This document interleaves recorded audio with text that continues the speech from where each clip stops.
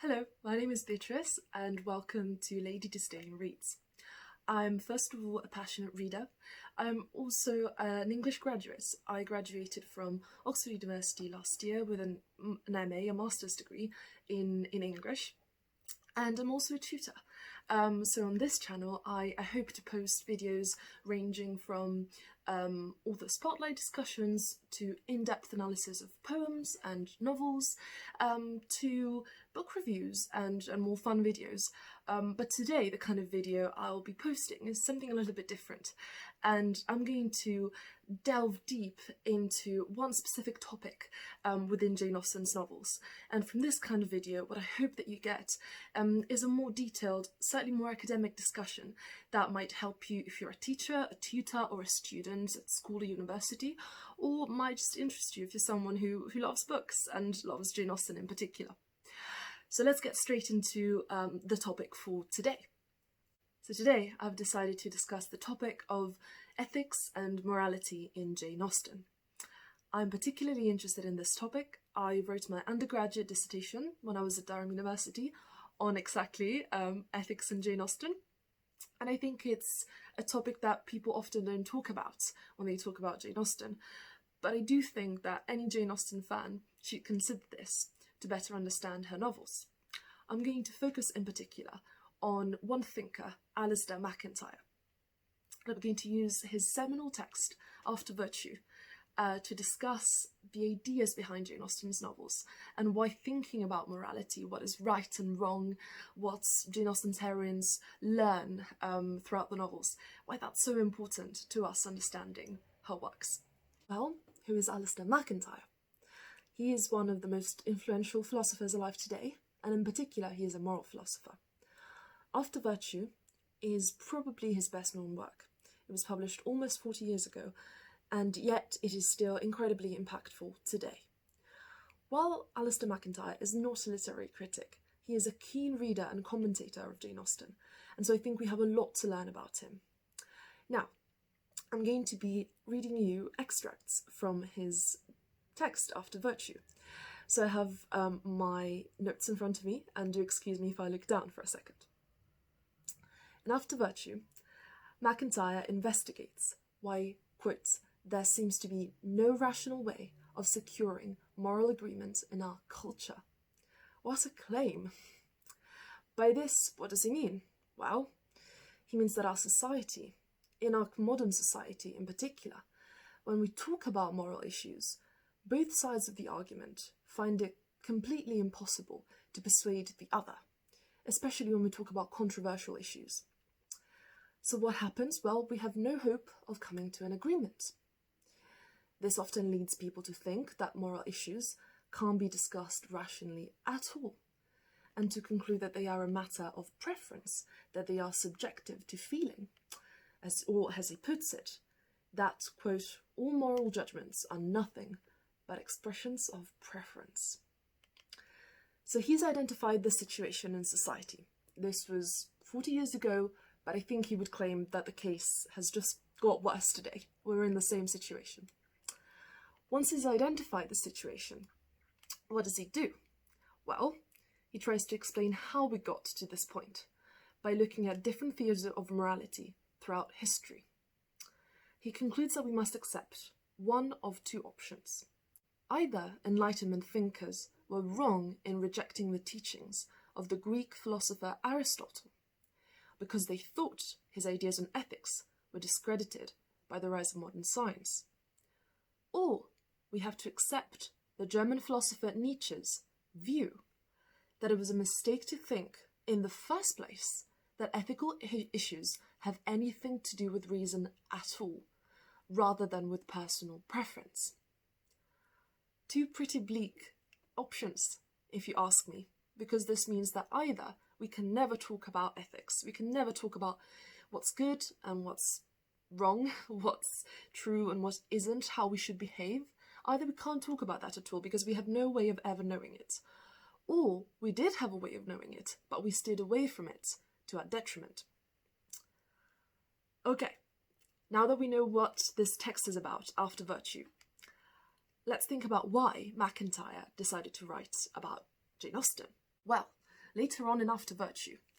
MacIntyre argues that while after the Enlightenment many thinkers did abandon Aristotle and his ideas, and his understanding of ethics, a writer like Jane Austen was still working with the same assumptions, within the same tradition of thinking about ethics. Now, this doesn't mean that she necessarily read Aristotle. We don't know that for certain, although with her father having a strong classical background, they might well have had Aristotle's works in their home library. But we don't know that for certain that she read his works.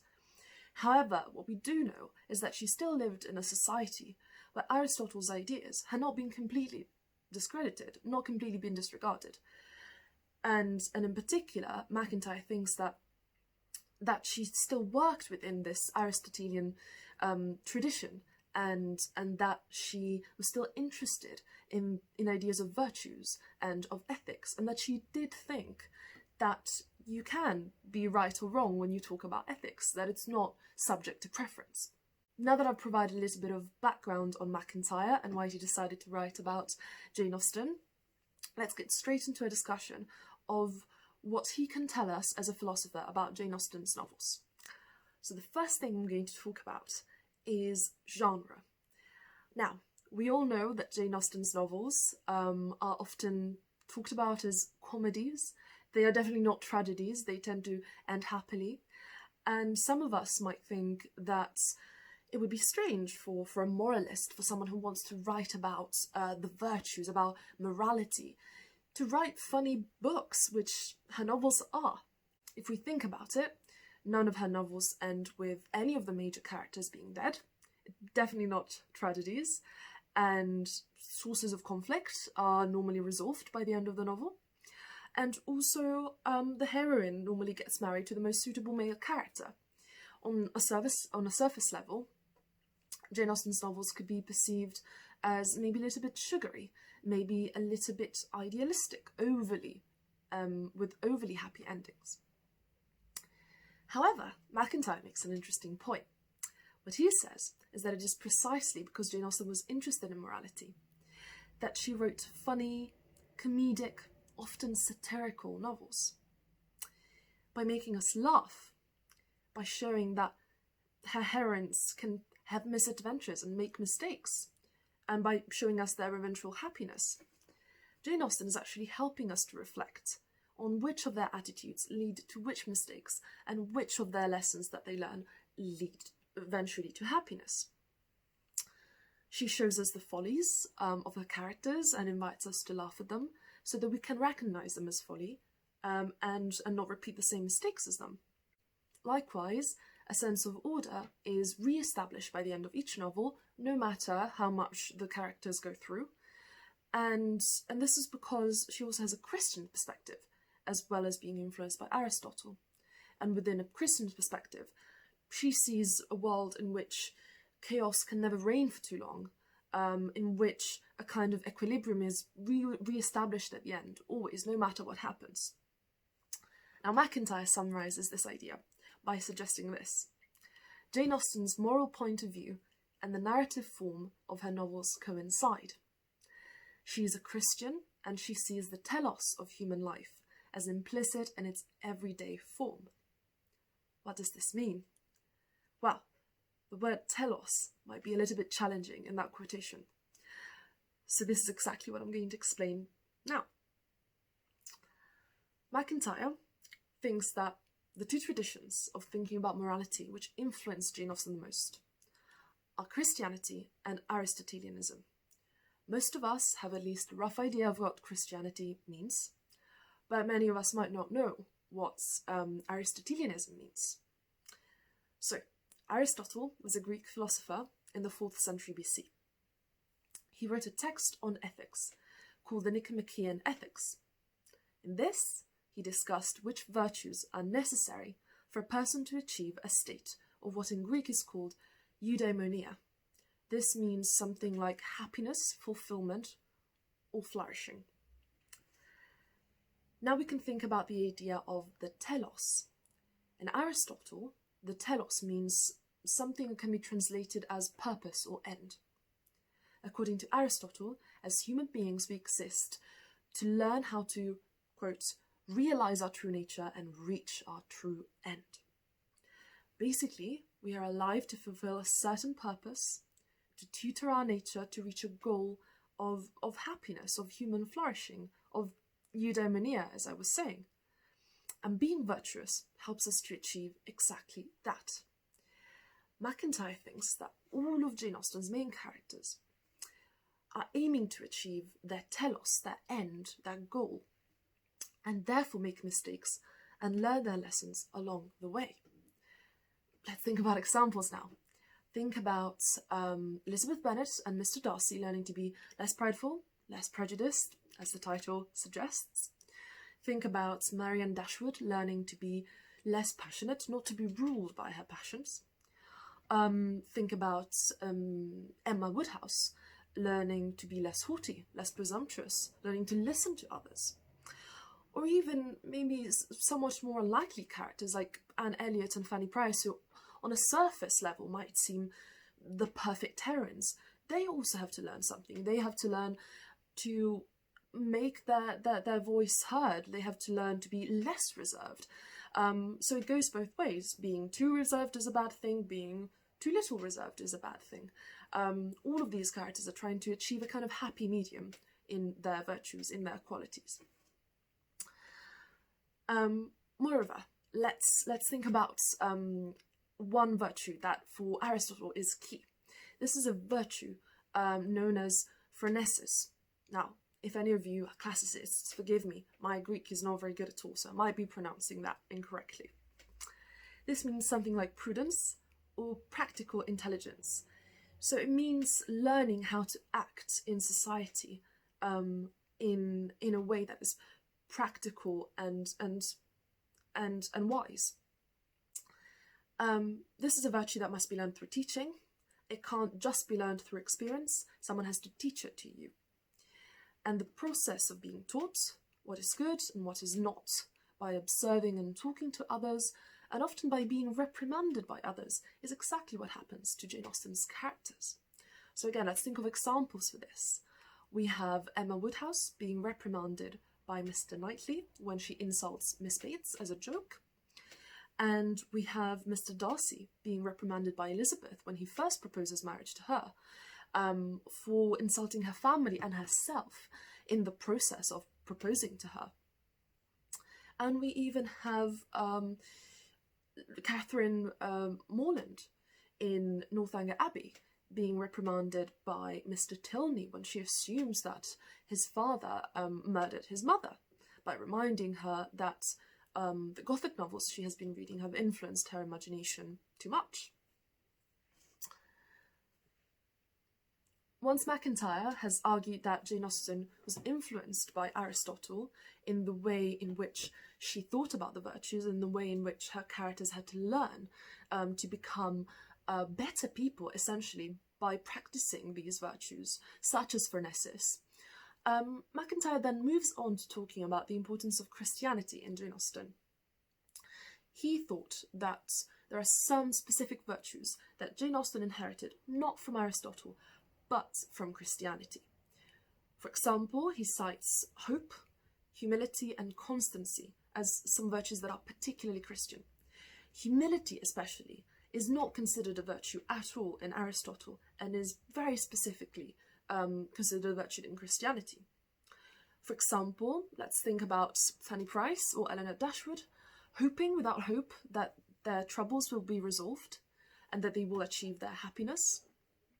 Or let's think about Elizabeth Bennet and Emma Woodhouse having to learn to be more humble before they can achieve happiness. We know them as very opinionated characters who always think they're right. Well, they have to learn to think that other people can be right as well. Or for constancy, let's think about Anne Elliot. She remains constant to Captain Wentworth in her love for him for 8 long years. And they even have a discussion in Persuasion about constancy. Now, we know that Jane Austen was also the daughter of a parson. She would have been raised within the Anglican tradition. This is important because we're trying to understand what kind of ideas would have circulated when she was growing up in her household. We also know that she wrote prayers, which can be found in any volume containing her minor works. So from all of this, we can assume that Jane Austen took her faith quite seriously. We don't know exactly how she might have felt about her faith or about Christianity, because we don't have much biographical evidence of this. However, from all of these clues, all of these biographical clues, we know that it was definitely an important part of her life, and that, if anything, she would have been influenced by at least the moral teachings of the Anglican Church. So my conclusion is that MacIntyre is definitely right in pointing out that Christian morality influenced her worldview and the way in which she saw her character's purpose in life. Okay, we've almost reached the end of the video, so now let's try to sum everything up. We've been talking about lots of different things, there's a lot of material there. So let's go back to a quotation by MacIntyre that I think sums all of this up quite well. So he concludes his discussion of Jane Austen by suggesting that it has proved easy for later generations not to understand her importance as a moralist, because after all, she is a novelist. I think this is still true today, even 40 years after the publication of After Virtue. Now, although this was only a brief introduction to the idea, the topic of ethics in Jane Austen and morality, I hope it has at least given you some food for thought. We often tend to think of Jane Austen as a satirist, as someone who wrote comedies, as someone who's very witty and very funny, and that is all true. However, I want us to be thinking a little bit more about Jane Austen, the moralist, and I think that will really help us to understand why she writes the character arcs that she does in her novels. I think she was really concerned with what it means to be virtuous. I think she was a writer also who not only meant to mock, but also to educate. There's so much more to say about this topic, about ethics in Jane Austen. But that's enough for today, and I hope to turn this into somewhat of a series. I hope to make many more videos talking about Jane Austen and ethics, or Jane Austen and the idea of the virtues or being virtuous.